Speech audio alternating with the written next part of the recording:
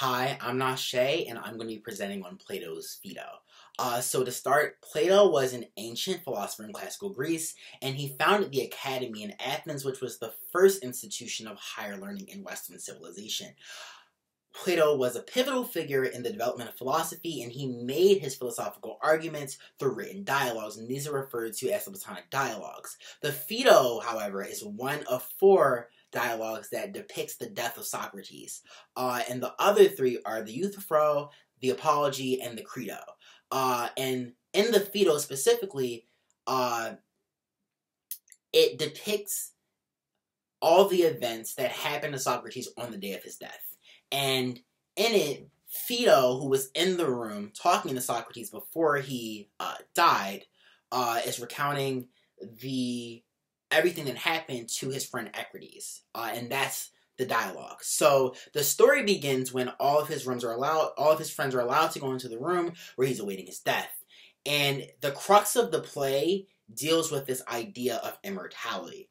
And the discourse begins when Socrates makes the claim that a real philosopher should welcome the idea of death. A real philosopher is not afraid to die, and he claims that although a real philosopher is not afraid to die, he's not going to kill himself. And he says that a philosopher should not kill himself, or a philosopher, I should say, should not kill themselves, because philosophers aren't just men, is because we belong to the gods. And it's unconscionable to inflict harm or to kill oneself because we don't belong to ourselves. We're not free agents. We belong to the gods.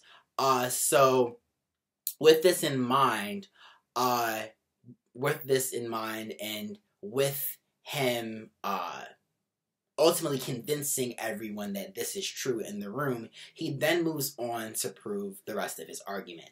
So he claims that the afterlife is suffer-free, one, and the first thing that he does to prove this claim is define death.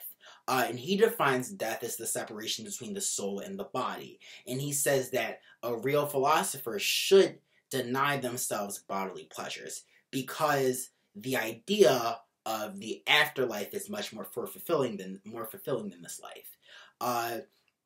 And ultimately, he's trying to prove the greater idea of the soul being immortal. And the first way that he does this is saying that all existing things are derived from their contrary. So essentially, the point that he's trying to make here is that life is cyclical, life isn't linear. So, for example, like, in order for something to have been small, or something to be small, at some point it would have had to have been big. And Socrates claims that the same thing is applicable to life. The fact that if life was linear, then at some point everything would just die and the earth would die. Socrates thinks that, like he says in the next ideal, is that in essence we were reborn in another life. And since the soul is immortal in a way, the soul is everlasting. It's cyclical, which means that it's just a cycle of being born and reborn, so we never die. Since people are a little bit wishy-washy on this, and they're not sure, and they're not necessarily buying what Socrates is saying, and this happens in a lot of Platonic dialogues, he then presents another theory. The next theory is the theory of recollection. And in the theory of recollection, Socrates is essentially saying that everything that we learn in this life are things that are recounted from our past life. And he says this because we can recount things and we have ideas of what things are. For example, if I am in a store and I see 2 bars of soap, I have an idea that both of those things are soap, and that's due to the fact that I know this from a past life. However, since there isn't true equality in this life, I understand that they're not perfectly equal. They're not the same exact bar of soap. However, I know for a fact that they're similar because I have an idea of what soap in its true form is. And when people are a little bit wishy-washy on this, Plato then goes to present the idea of the forms.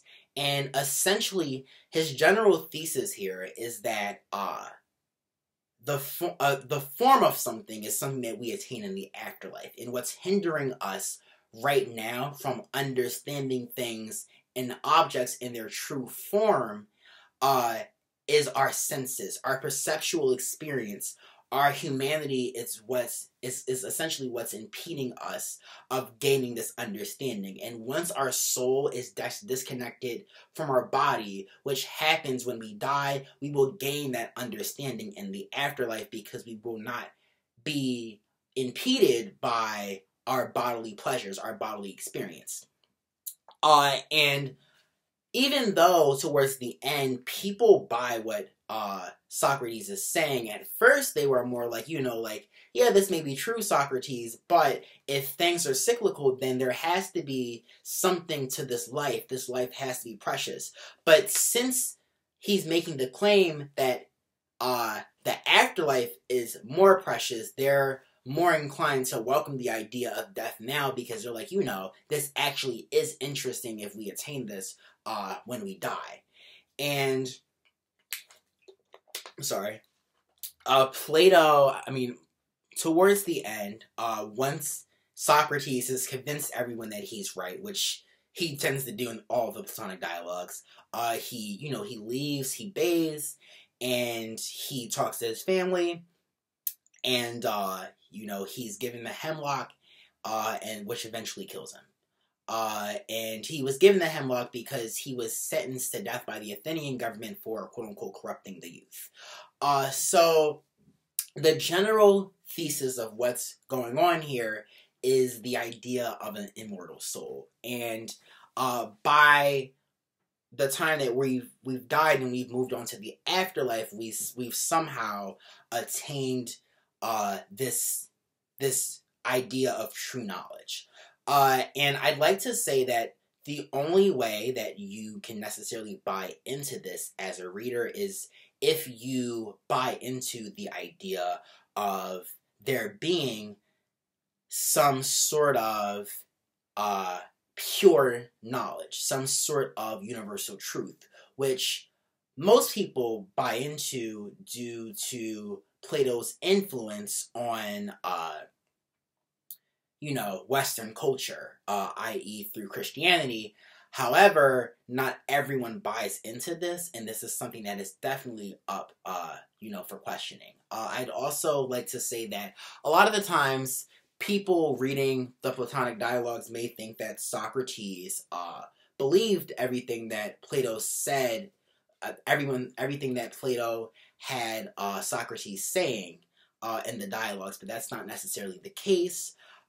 In some cases, a lot of scholars argue that a lot of times people, as Plato put a lot of his ideals into Socrates' mouth, and there's still a lot of debate on whether or not Plato was trying to manipulate people with that. However, nonetheless, it's something that's still being debated today.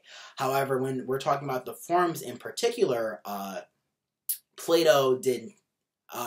Aristotle actually said that Socrates did not buy into the forms. The only person that bought into the forms was Plato.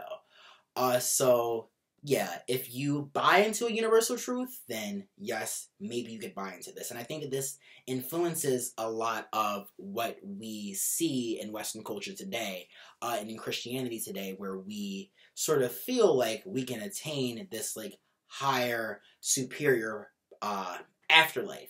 And the afterlife being superior to our lively experience. So yeah, that's my presentation on the Phaedo. I hope you guys liked it. Thank you.